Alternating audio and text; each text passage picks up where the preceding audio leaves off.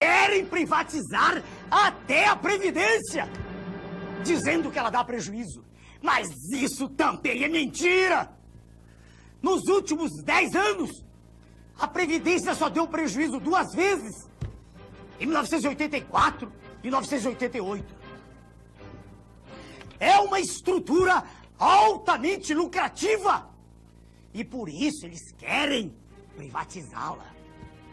É apenas mais um lugar para onde o povo quer estender mais um de seus tentáculos. Eles dizem que as taxas de juros têm que ser mantidas altas para atrair capitais, porque existe um déficit público. Mas não dizem que só existe déficit público por causa do pagamento das altas taxas de juros. É o cachorro correndo atrás do seu próprio rabo. Baixando-se as taxas de juros, baixando-se o serviço da dívida, não existe déficit. Mas isso a imprensa toda.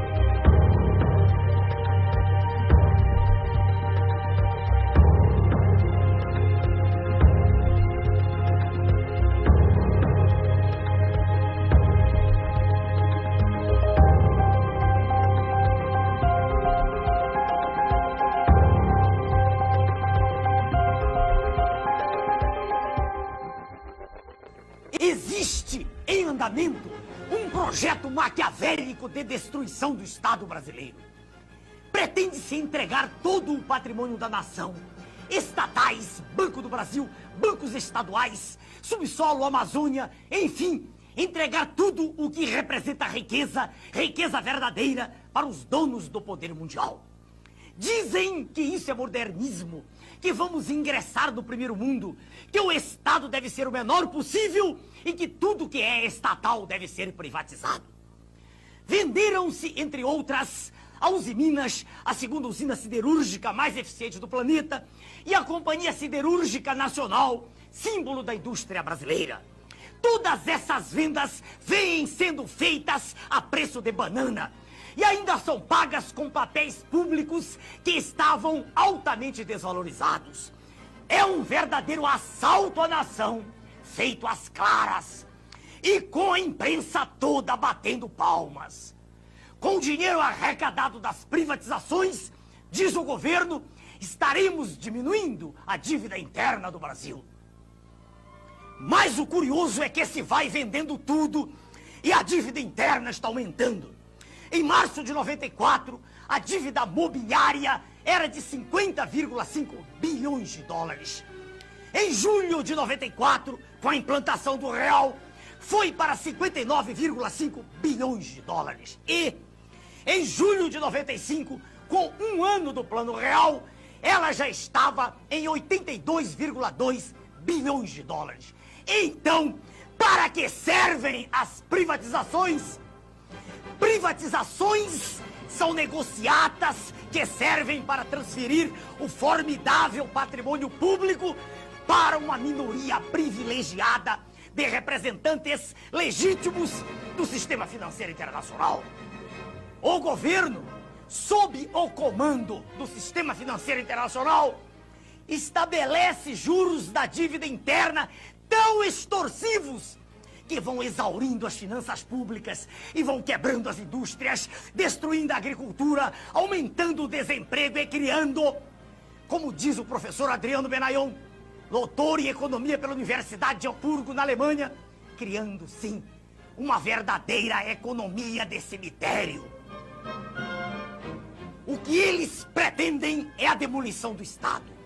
Destruído o Estado, segue-se o esfacelamento da nação, fazendo com que o povo não acredite em nada que é nacional, com que perca a sua autoestima e que tenha vergonha de ser brasileiro.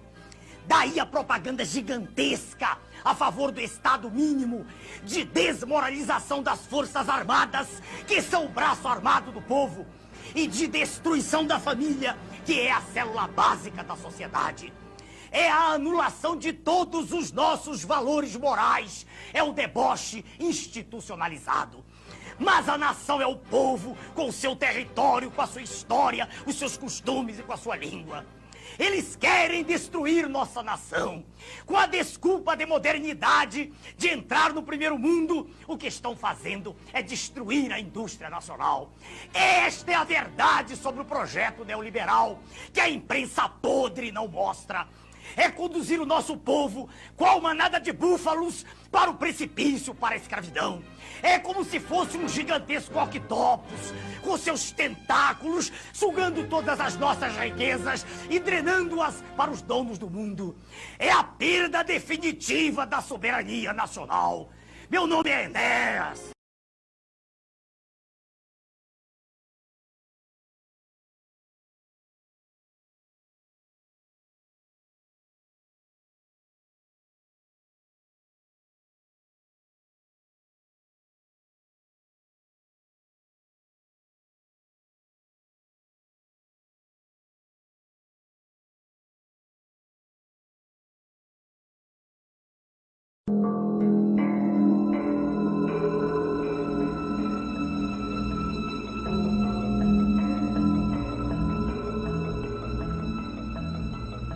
We economic hitmen really have been the ones responsible for creating this first truly global empire. And we work many different ways.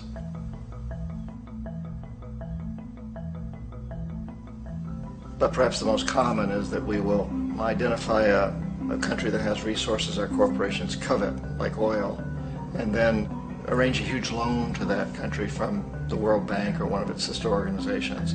But the money never actually goes to the country. Instead, it goes to our big corporations to build infrastructure projects in that country, power plants, industrial parks, ports, things that benefit a few rich people in that country, in addition to our corporations, but really don't help the majority of the people at all. However, those people, the whole country is left holding a huge debt.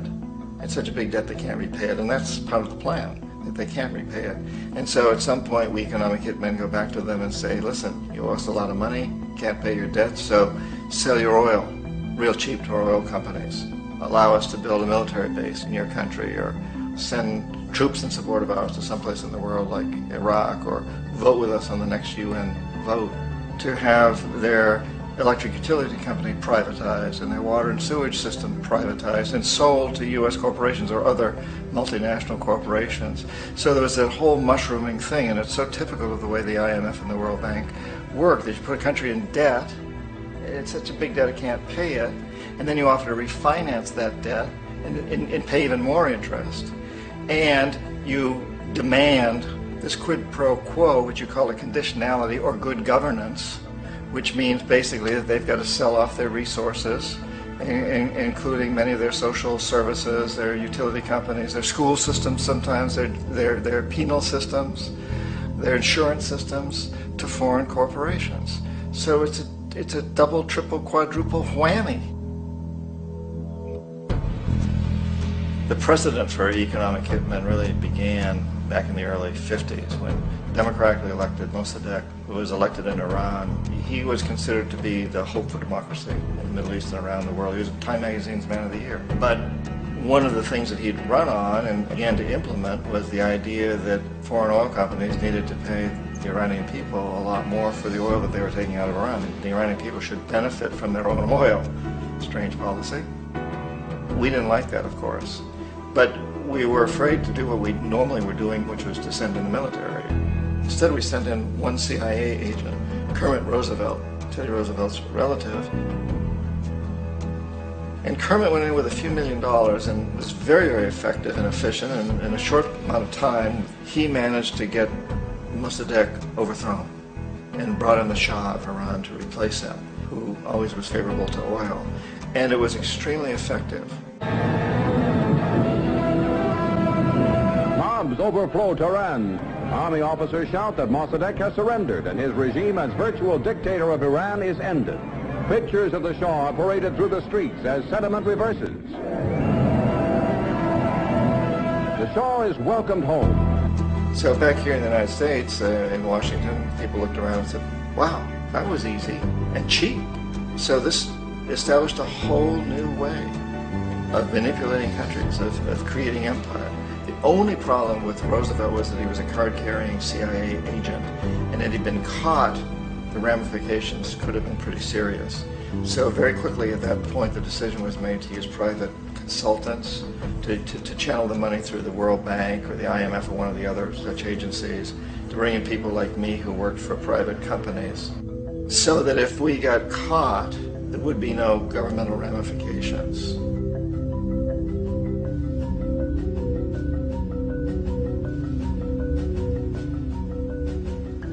When Arbenz became president of Guatemala, the country was very much under the thumbs of United Fruit Company, the big international corporations. And Arbenz ran on the ticket that says, you know, we want to get the land back to the people. And once he took power, he was implementing policies that would do exactly that, give the land rights back to the people. United Fruit didn't like that very much. And so they hired a public relations firm, launched a huge campaign in the United States to convince the United States people, the citizens of the United States, and the press of the United States, and the Congress of the United States, that Arbenz was a Soviet puppet, and that if we allowed him to stay in power, the Soviets would have a foothold in this hemisphere. And that at that point in time was a huge fear on everybody's mind, the Red Terror, the Communist Terror. And so, to make a long story short, out of this public relations campaign came a commitment on the part of the CIA and the military to take this man out. And in fact, we did. We sent in planes, we sent in soldiers, we sent in jackals, we sent everything in to take him out, and did take him out. And as soon as he was removed from office, the new guy that took over after him basically reinstated everything to the big international corporations, including United Fruit.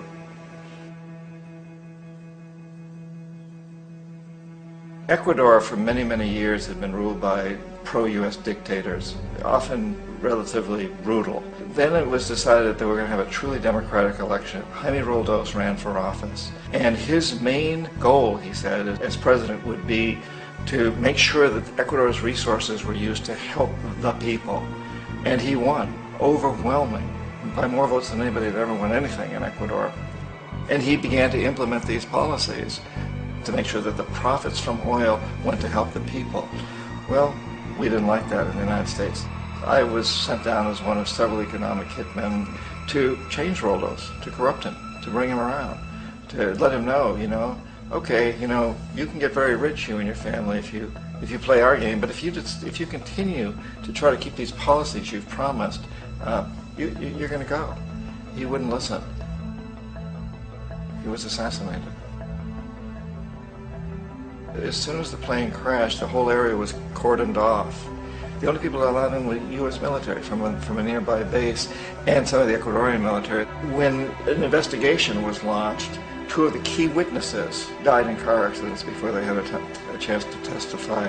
A lot of very, very strange things that went on around the assassination of Jaime Roldos.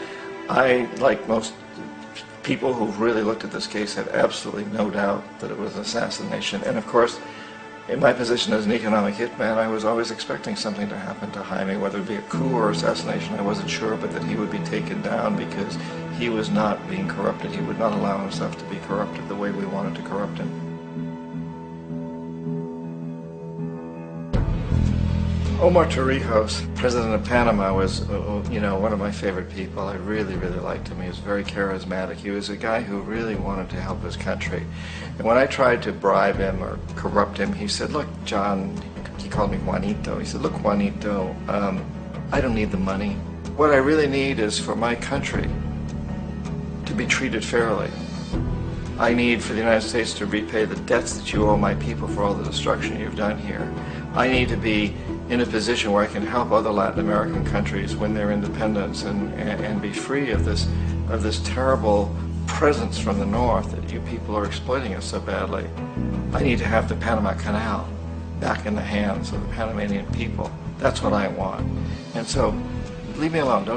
Don't try to bribe me. It was 1981, and in May, Jaime Roldos was assassinated. And Omar was very aware of this. Torrijos got his family together and he said, I'm probably next, but it's okay because I've done what I came here to do. I've renegotiated the canal. The canal will now be in our hands. He just finished negotiating the treaty with Jimmy Carter. In June of that same year, just a couple of months later, he also went down in an airplane crash, which there's no question was executed by CIA-sponsored jackals. Tremendous amount of evidence that one of Torrijos' security guards handed him at the last moment as he was getting on the plane a tape recorder, a small tape recorder that contained a bomb.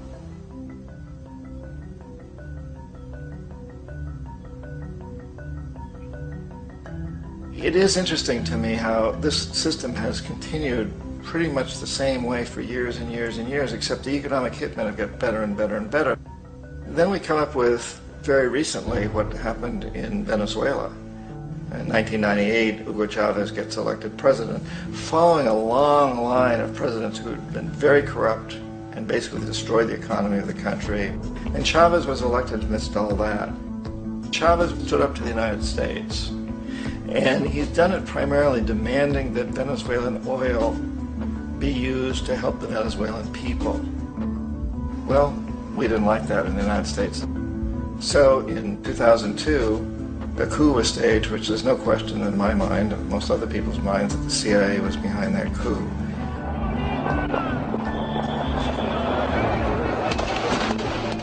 The way that coup was fomented was very reflective of what Kermit Roosevelt had done in Iran, of paying people to go out into the streets to riot, to protest, to say this Chavez is very unpopular.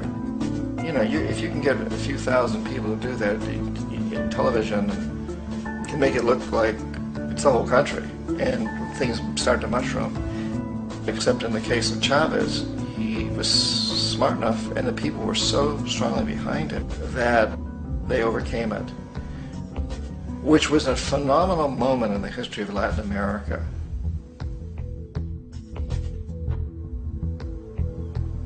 Iraq actually is a perfect example of the way the whole system works. So we economic hitmen are the first line of defense. We go in, we try to corrupt governments and get them to accept these huge loans, which we then use as leverage to basically own them.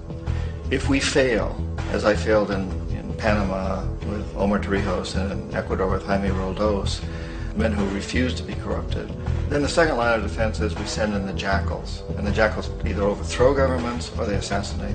And once that happens and a new government comes in, boy, it's going to toe the line because the new president knows what will happen if he doesn't.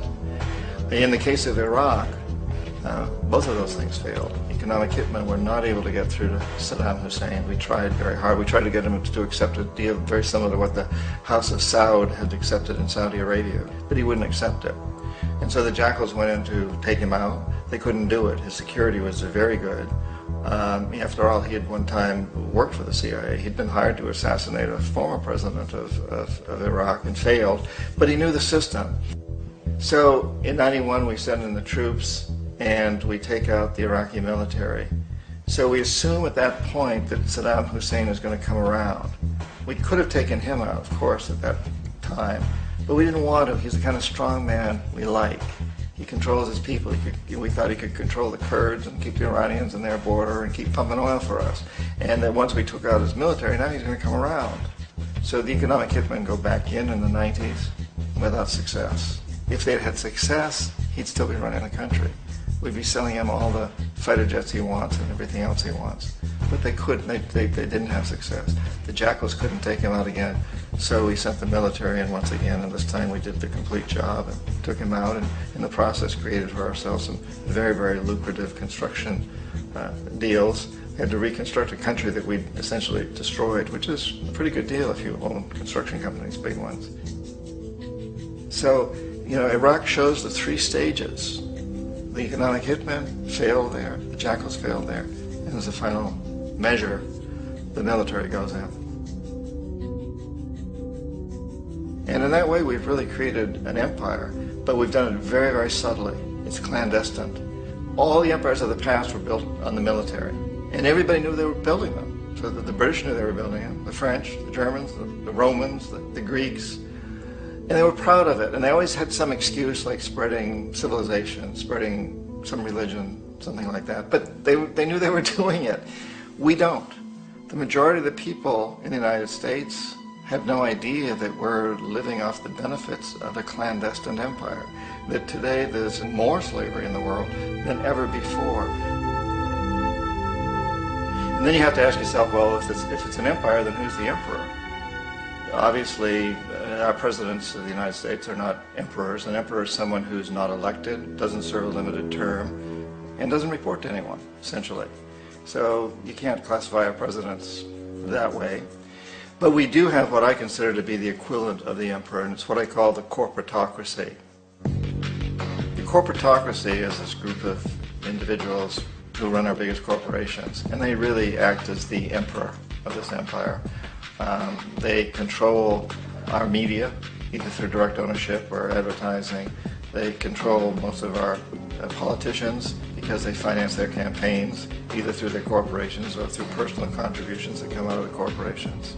They're not elected, they don't serve a limited term, they don't report to anybody. And at the very top of the corporatocracy, you really can't tell whether a person's working for a private corporation or the government because they're always moving back and forth. So, you know, you've got a guy who one moment is the president of a big construction company like Halliburton, and the next moment he's vice president of the United States, or the president who is in the oil business. And this is true whether you've got Democrats or Republicans in the office. You have to moving back and forth through the revolving door. And in a way, our government is invisible a lot of the time, and its policies are carried out by our corporations on one level or another. And then again, the policies of the government are basically forged by the corporatocracy and then presented to the government. They become government policies. So it's an incredibly cozy relationship. This isn't a conspiracy theory type of thing. These people don't have to get together and plot to do things. They all basically work under one primary assumption, and that is that they must maximize profits regardless of the social and environmental costs.